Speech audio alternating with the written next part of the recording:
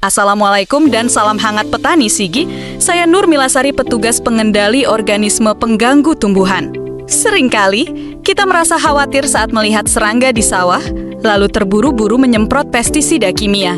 Padahal, alam telah mengirimkan pasukan rahasia yang bekerja gratis 24 jam menjaga padi kita. Mereka adalah sahabat petani yang diam-diam melindungi tanaman dari serangan hama.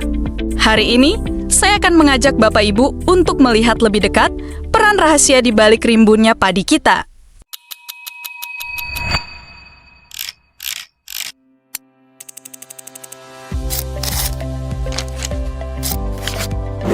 Hama pertama adalah penggerek batang padi putih.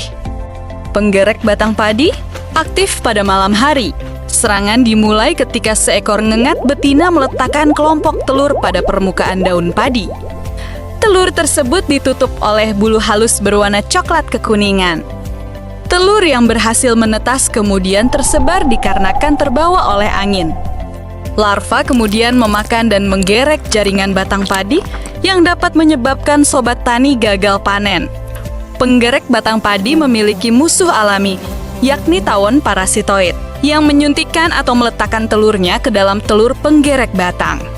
Kemudian telur menetas dan larvanya memakan tubuh inang dari dalam, menyebabkan calon larva penggerek mati. Selain itu, ada juga laba-laba yang memakan ngengat dewasa untuk mengendalikan jumlah populasi ngengat di alam. Hama kedua adalah hama putih palsu atau hama pelipat daun. Serangan hama putih palsu atau hama pelipat daun dimulai pada malam hari, di mana seekor ngengat betina meletakkan kelompok telur pada permukaan daun. Telur yang berhasil menetas kemudian menjadi larva yang memakan dan melipat daun padi. Kerusakan akibat larva ini ditandai dengan adanya bercak putih, menyebabkan daun tidak dapat berfotosintesis dengan baik. Hama putih palsu memiliki musuh alami seperti kumbang koksi yang dapat memakan telur hama, laba-laba yang aktif memakan larva dan ngengat dewasa, serta capung yang juga memangsa ngengat dewasa hama ini. Hama ketiga adalah wereng hijau.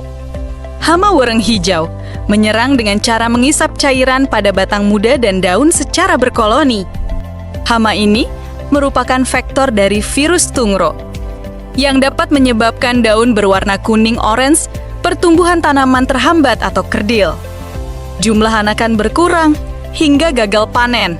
Di alam, wereng hijau memiliki pengendali alami seperti laba-laba dan juga capung yang aktif berburu serta memangsa hama ini.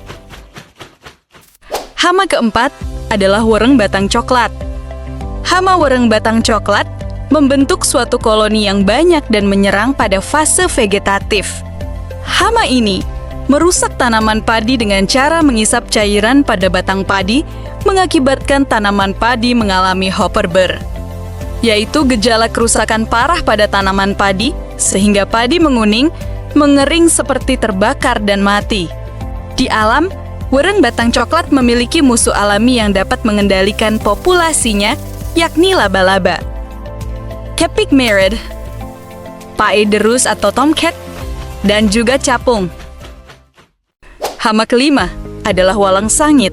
Hama walang sangit menyerang pada fase generatif, lebih tepatnya menyerang pada saat pengisian bulir padi. Hama ini menggunakan alat mulutnya yang seperti jarum untuk menghisap cairan pada bulir padi yang masih lunak. Akibatnya, bulir padi menjadi hampa, terdapat bercak coklat dan tidak terisi dengan baik. Di alam, walang sangit memiliki musuh alami, yakni capung yang mampu menangkap dan memangsa walang sangit, serta laba-laba yang menggunakan jaringnya untuk menjebak dan membungkus hama ini. Bagaimana Sobat Tani? Sekarang sudah bisa membedakan mana hama dan musuh alaminya. Keberadaan musuh alami sangat penting untuk mengendalikan populasi hama, agar tidak meledak dan melampaui ambang batas kendali. Penting bagi kita untuk mengenali kawan dan lawan di ekosistem sawah, guna meminimalkan penggunaan pestisida yang berlebih. Perlu diingat, pemakaian pestisida yang tidak bijak bukan hanya membunuh musuh alami, tetapi juga memicu resistensi atau kekebalan hama yang berisiko menyebabkan gagal panen. Mari kita kenali dan jaga keseimbangan ekosistem sawah demi hasil panen yang melimpah. Terima kasih telah menyimak video ini. Lestarikan musuh alami menuju pertanian yang berkelanjutan.